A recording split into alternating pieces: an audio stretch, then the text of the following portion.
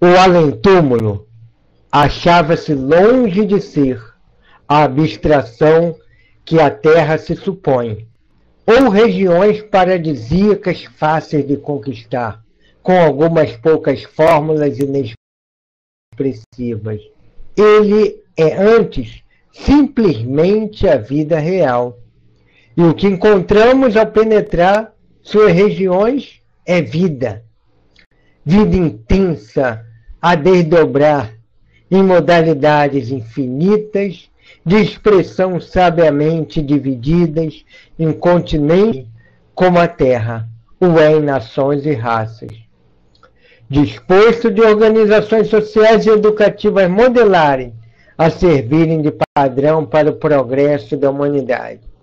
É no invisível, mais do que em mundos planetários, que as criaturas colhem inspirações para os progressos que lentamente aplicam no ordem. Vamos dar uma paradinha aqui.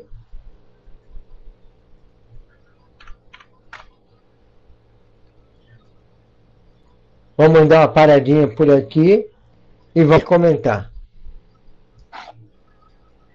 A vida no além-túmulo, para muitos, é algo abstrato, ou se espera, né?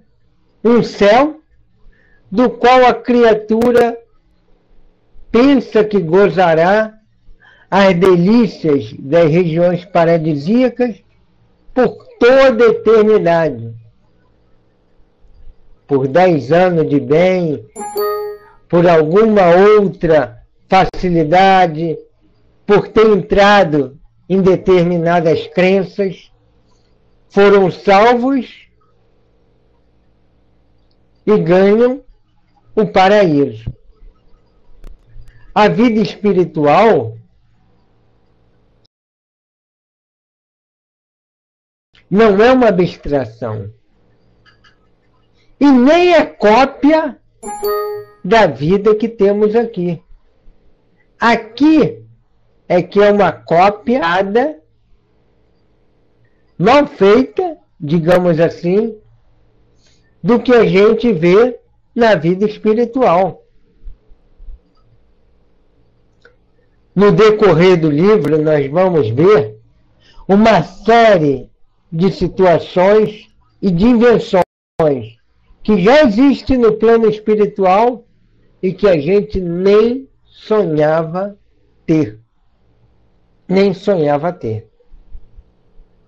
Uma série de invenções que somente quase 70 anos depois é que viríamos essas invenções aqui na Terra. Então, o que a gente vê no plano espiritual, na vida espiritual, é vida real. As regiões existem vida. E por que existe vida? Porque o espírito continua vivo. A morte não existe, todos nós sabemos. E diante disso, nós, por automatismo, começamos a achar que a vida espiritual é igual à vida daqui. Projetamos para o plano espiritual uma série de dificuldades nossas, achando que elas estarão lá. Nós não fizemos assim nos primórdios. Inventamos deuses à nossa imagem e semelhança. Nós depois não criamos Deus, a imagem de Deus, a nossa imagem e semelhança, e não ao contrário.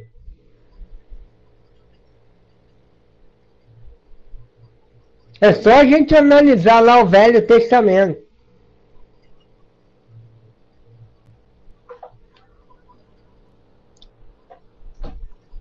Não é um Deus com todas as paixões humanas. que hoje a gente sabe que, na verdade, ali seria um espírito daquela região, daquela raça, daquele grupo.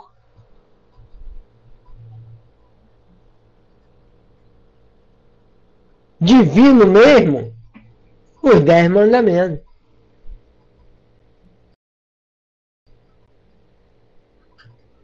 Né? A gente vê que Deus ali toma partido, principalmente contra os filisteus, né? Os filisteus são os que mais levam na cabeça. Né? E foram mortos não sei quantos mil filisteus, que a gente dissipe todos eles. E assim criamos Deus a nossa imagem e semelhança. E até hoje a gente tenta fazer isso, né? Tenta fazer isso com os espíritos,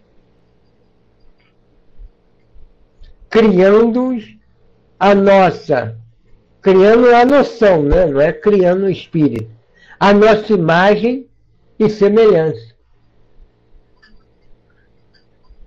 Nós achamos que os espíritos têm os benfeitores, né? Não estamos dizendo.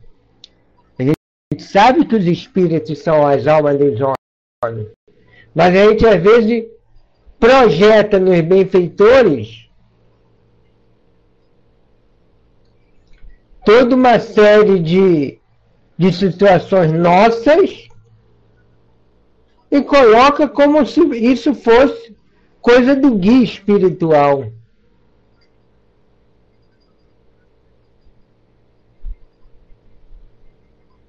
E às vezes até muitos erros mediúnicos ocorrem por isso.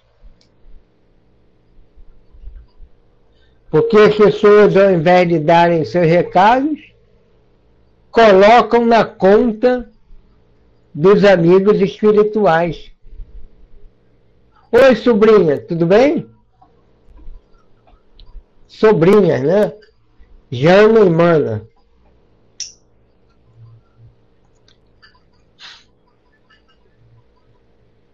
Colocam na conta do plano espiritual muita coisa que é humano, que nós mesmos deveríamos resolver.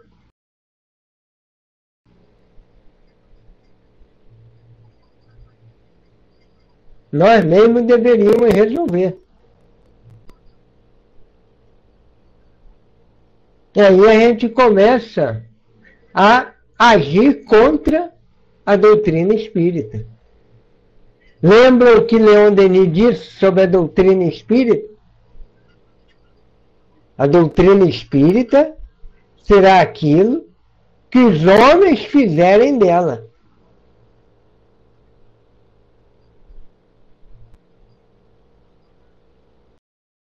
O movimento espírita pode desvirtuar, né, uma ação nobre. Não pode impedir, né, o progresso, como está lá no Livro dos Espíritos, mas pode embaraçá-lo. Livro dos Espíritos.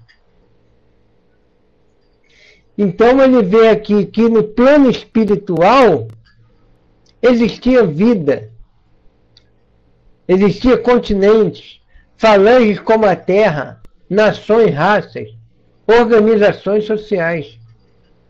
É no invisível, mais do que em mundos planetários, que as criaturas humanas colhem inspiração para os progressos que lentamente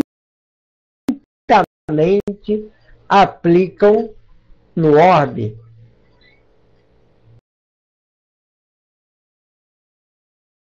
Aí eu me lembro do nosso amigo Benedito. Benedito, quando amigo lá do céu, de médium, desencarnou, e quando ele foi dar a mensagem que tio Alt, né, o altivo, ouviu, ele dizia assim para o tio: Aqui é tudo igual, mas é tudo diferente. É tudo igual, mas é tudo diferente. Como quem diz, ó, aqui tem coisas semelhantes à da Terra, mas são diferentes. Olha que legal. E ele diz aqui que é no plano invisível, mais do que os mundos planetários, que as criaturas humanas colhem inspiração para os progressos que lentamente aplicam no orbe. Então colhem lá do plano espiritual. Vocês lembram aquela narração de André Luiz, quando fala lá daquele quadro de São Denis? São Denis é um dos patronos da França. Não sei se vocês sabem.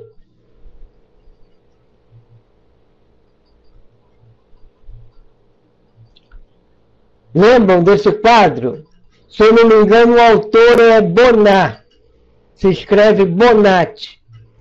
Lembram disso? Que André Luiz vê lá naquele grupo do plano espiritual, naquele grupo intermediário. E André Luiz fala assim: poxa, eu vi esse quadro lá no museu, em Paris.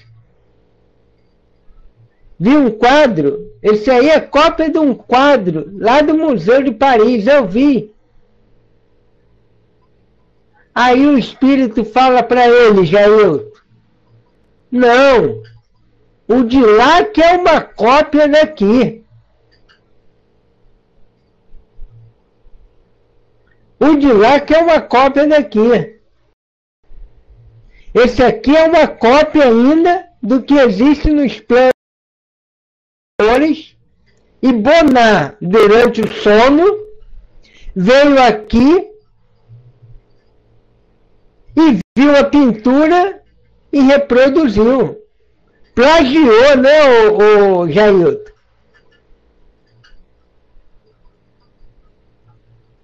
Plagiou.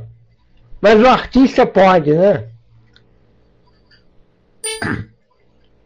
Não sei se vocês sabem como é o quadro, sabem? Tem mais ou menos ideia de como é o quadro de São Denis?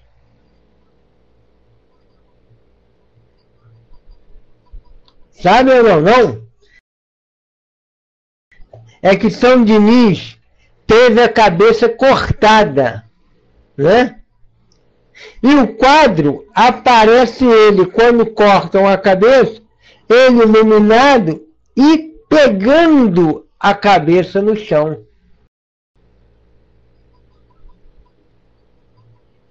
Ele pegando a cabeça no chão e alguns espíritos que o Bonnat pinta, como se fossem anjos, em volta dele, trazendo-lhe a coroa de louros. Mais ou menos assim, muito expressivo o quadro. Na internet.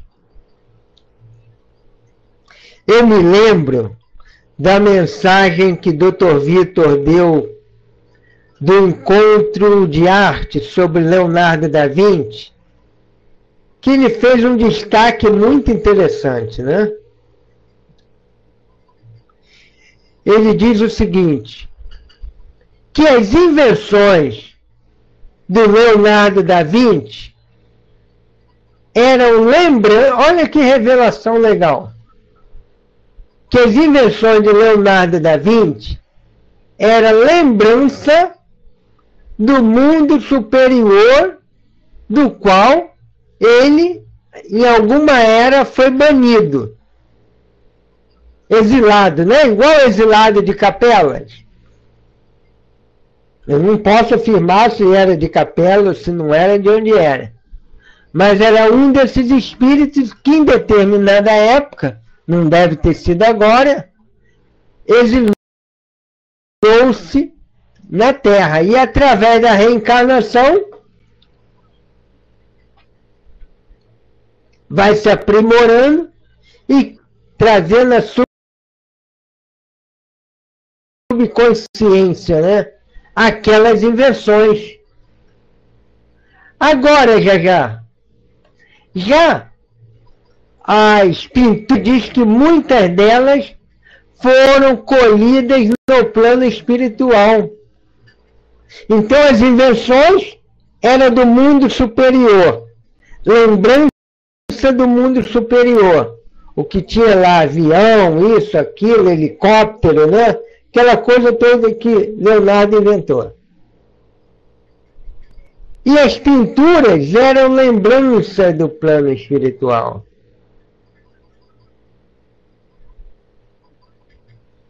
Isso, tecnologia de ponta para a época. E se você for olhar, são bem materiais, né? Não era nenhuma coisa vista no plano espiritual, Alba.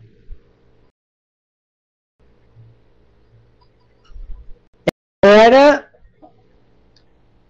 mesmo lembrança do mundo espiritual, ó. No meu mundo tinha uma coisa lá que voava sem asas do lado, que eu acho que muito desses projetos, o nome do pintor é Bonnat. Se escreve Bonatti, se eu não me engano, gente. Que vocês sabem que eu venho para essa aula, não dá tempo, às vezes nem de eu abrir o livro. Com desenhos.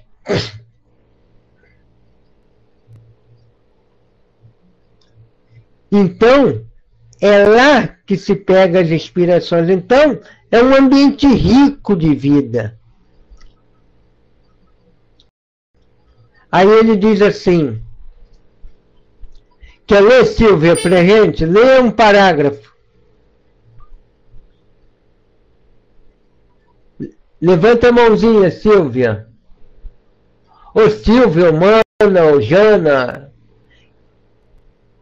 Embora quem esteja dirigindo a sala, gente, agora eu acho que é a Mana, né? Eu estou me metendo aí e mandando ler.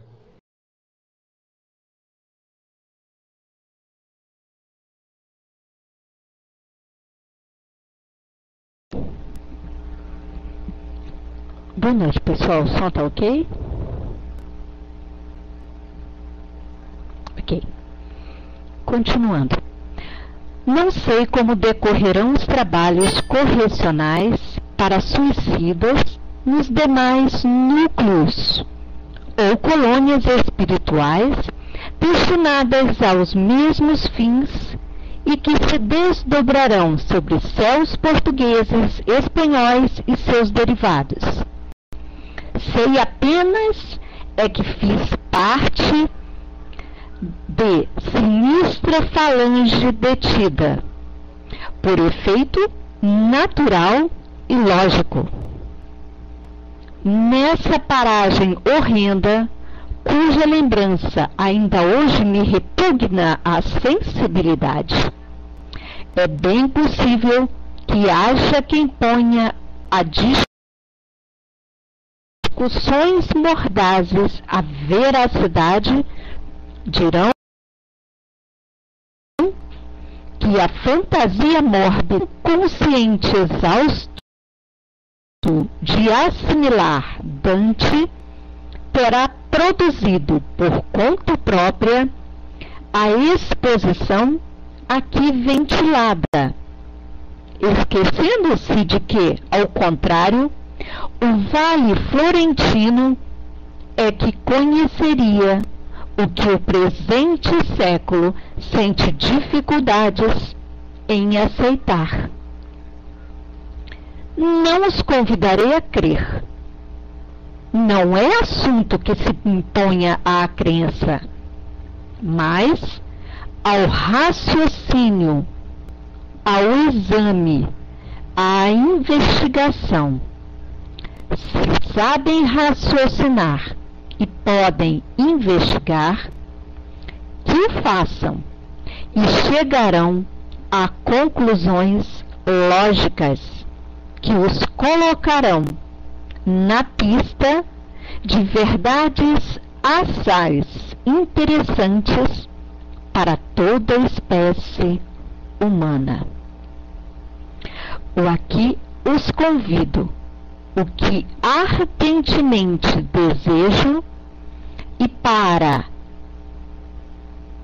que tenham todo interesse em pugnar, é que se eximam de conhecer essa realidade através dos canais trevosos a que me expus, dando-me ao suicídio por desobrigar-me da advertência de que a morte nada mais é do que a verdadeira forma de existir. Passando.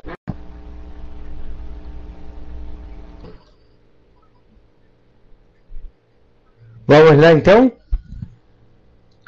Então, Camilo diz que não sabe, né, se outras colônias correcionais serão igual a dele, a que ele estava aprisionado. Ele só sabe que foi detido foi detido fazendo parte de uma sinistra falange, por meio natural e lógica, naquela paragem horrenda, que era o vale, que é um vale mesmo, né? Que é semelhante ali quando a gente olha, está lá na Serra de Petrópolis e olha para baixo, aquele vale que tem, mais ou menos semelhante àquilo. Aí ele diz, ó, estou narrando isso, mas é bem possível que alguém pense que esse relato é uma fantasia mórbida do inconsciente mordaz. Dirão que a fantasia mórbida de um inconsciente exausto de assimilar Dante terá produzido por conta própria a exposição aqui ventilada. Imagina, gente, em 1920 e pouco. Nem os espíritas levassem a sério esse relato. Embora não tenha nada de antidoutrinário.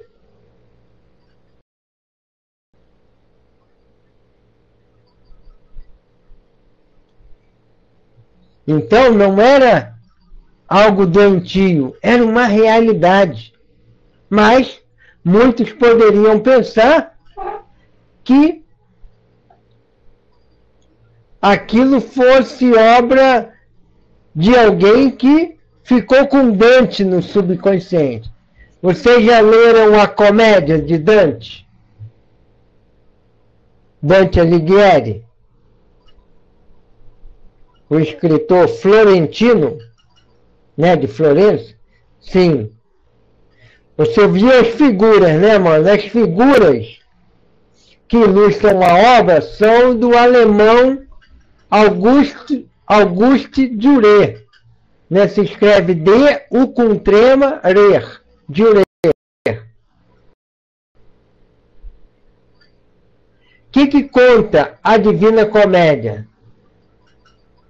O Dante diz que numa sexta-feira santa, ele entra lá num processo e é levado pelo espírito Virgílio.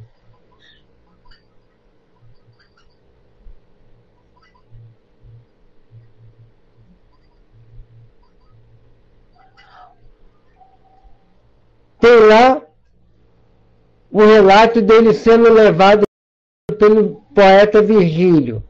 Aí ele é levado até o céu, o inferno, e até o purgatório. E lá, ele vai botando, junto daquelas imagens que ele vai vendo, um montão de desafeto deles também, né?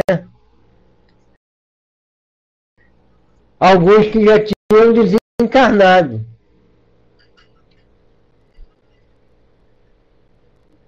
Seria criação do autor, essa parte? Possivelmente sim, possivelmente não. Mas ele narra muito detalhe, vai sendo explicado, e vai explicando lá, ele vai dizendo as camadas do inferno, né? Ah, aqui estão os traidores, aqui estão eles.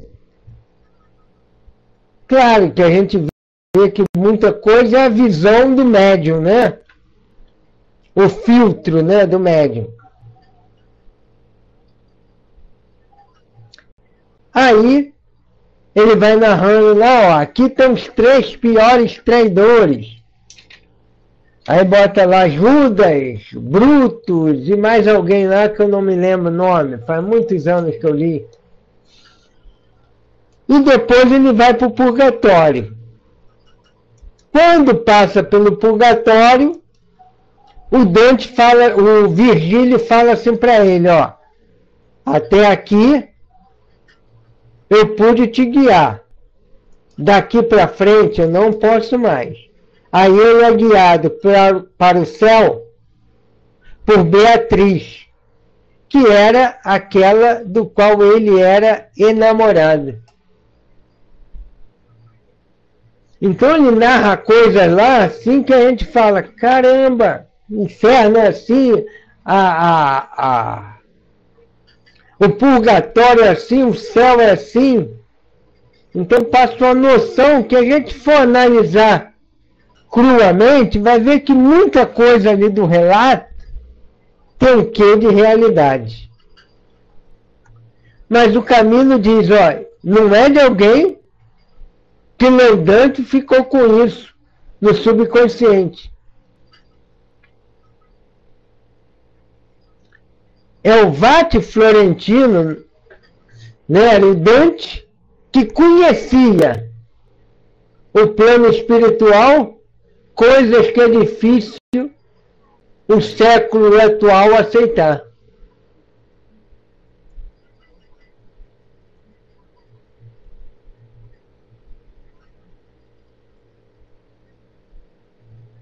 Som tá ok?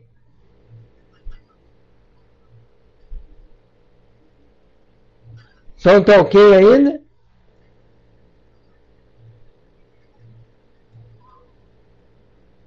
Som tá ok?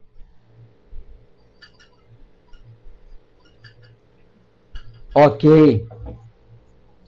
Aí ele diz, não vos convidarei a crer, não é assunto que se impõe à crença, simplesmente ao raciocínio. Pensem, pensem. Ao exame e à investigação foi o que Kardec fez.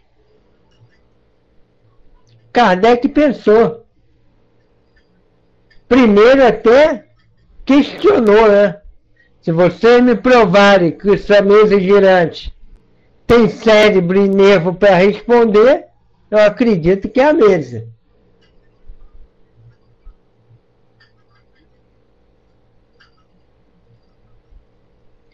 Se sabem raciocinar e podem investigar, que o faço, e chegarão a conclusões lógicas que os colocarão na pista da verdade, asaz interessantes para toda espécie humana. E nós, gente, nós espíritas, estamos tendo o privilégio, o sacrossanto privilégio, de conhecer, antes de viajar para esse mundo espiritual, como ele é. Porque a grande maioria, gente, vai pelo voto de confiança.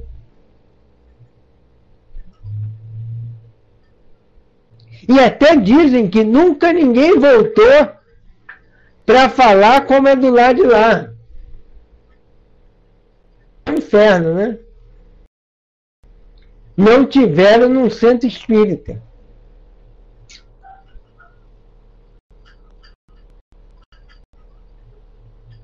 E nós temos esse divino privilégio.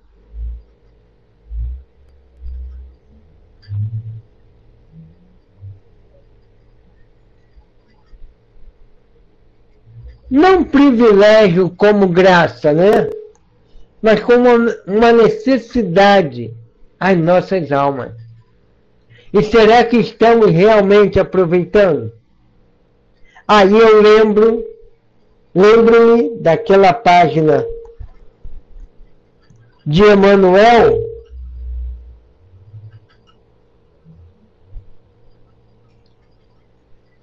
oh, que legal, aquela frase de Emmanuel, que vai falando, não me lembro em qual daqueles livrinhos do Caminho, Verdade e Vida não. Pão Nosso, aquela série lá. E Emmanuel diz assim, vocês espíritas sabem acerca dos fluidos, sabem acerca do mundo espiritual, sabem que ninguém morre, sabem acerca da lei de causa e efeito, sabem acerca da lei do progresso, e vai falando um montão de coisas que nós na doutrina espírita temos. E no final ele faz aquela pergunta, que é um discurso duro de ouvir, como diria Jesus. Diante de tudo isso que vós tendes, que fazeis de especial?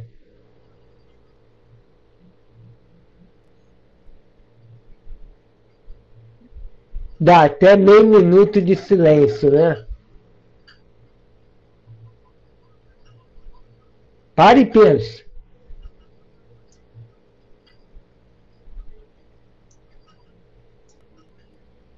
A gente chega lá no plano espiritual e diz assim, ó, eu conheci isso tudo, ó, já vim para cá conhecendo o fluido, vim para cá conhecendo sobre reencarnação, mundo espiritual para mim é como o quintal da minha casa, uma extensão da minha casa, eu sei de tudo isso. Olha que beleza, eu aprendi isso lá embaixo, lá na Terra. Lá embaixo é força de expressão, né? Aprendi lá na Terra. Aí tá bom. Benfeitor vai olhar para a gente, tá. Você sabia de tudo isso. Que fizeste de especial?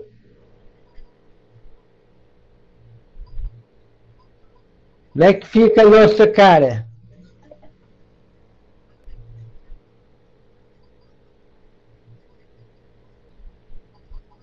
A gente lembra lá do irmão Jacó, né?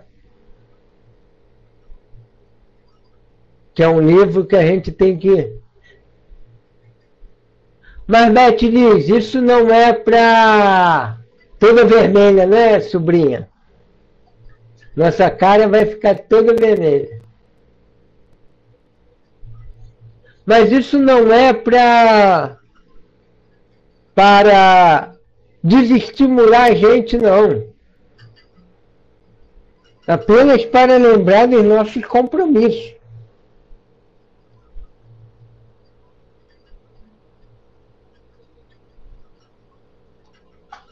Porque senão a gente está fazendo o que todo mundo faz.